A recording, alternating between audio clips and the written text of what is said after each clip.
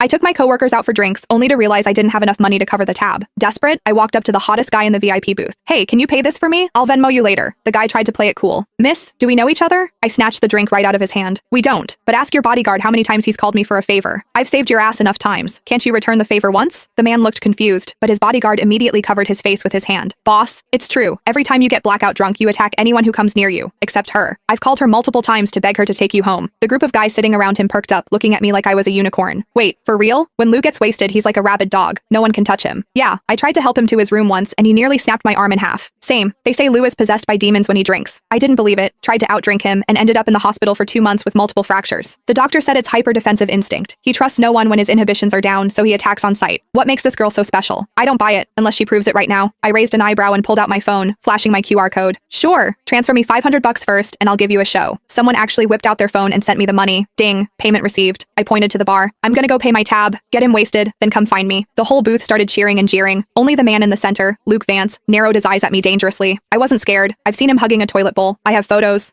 Look at him now. Sitting there like a king in his VIP booth, all elegant and refined. A total fraud. I'd already seen him at his worst. I paid the bill and sent my coworkers home. Then I walked back to the booth. Hey, I took the 500. I had to deliver the show. Luke's friends were trying their hardest to pour drinks down his throat, but Luke wasn't having it. He grabbed my wrist, dragged me out of the club, and shoved me into his Maybach. Slam. The door shut so hard the car shook, like a shaken soda bottle finally popping its cap. I rubbed my nose. Hey, it's not my fault you only trust me when you're drunk. It's annoying for me too, you know? It all started 6 months ago. I was leaving work late when I saw a guy sprawled out in the middle of the street using a city bike as a blanket. It was hilarious. Being terminally online, I had to take a video. But when I got closer, damn, what a face. Too bad he was wasted, reeking of alcohol. He was muttering about being thirsty. I took out my water bottle and poured him a cup. He was surprisingly obedient, gulping it down. I tried to wake him up. Hey, you can't sleep on the street. Where's your phone? I'll call your friends. He ignored me, snoozing away on the asphalt. I had no choice but to pat him down. Found his legs were incredibly long, like model long. I found his phone, unlocked it with Face ID, easy when they're asleep, and FaceTimed the first contact on his list. I pointed the camera at his face. Hello? This phone's owner is sleeping on the street. If you're his friend, come get him. The guy on the other end didn't even ask for a location. He just screamed, back away from him. 5 feet. Now. I thought he was worried I was going to rob the hot guy. I scoffed. Relax. I'm not interested in drunks. I'm sending you the location. Hurry up. The guy yelled again. Do not ignore me, unless you want to die. Psycho. I hung up. Then I sat on the curb to guard the guy. He decided my thigh was a better pillow than the bike. He slept like a baby under the moonlight. 10 minutes later, the friend arrived and looked at us like he was seeing a ghost. I swore. Look, I didn't touch him inappropriately. As soon as I spoke, the guy shifted. He wrapped his arms around my waist and buried his face in my stomach, treating me like a body pillow. I couldn't pry him off. I pulled his ear. Hey, wake up. Your friend is here. Let go. He didn't budge. I looked at the friend. Help me out here. I can't move his arms. The friend stood 5 feet away, refusing to move. I was pissed. Why are you just standing there? He said. I don't want to die. Me. What? The guy explained he wasn't a friend, but a bodyguard. He pulled his car up, parking exactly 5 feet away. You have to get him into the car.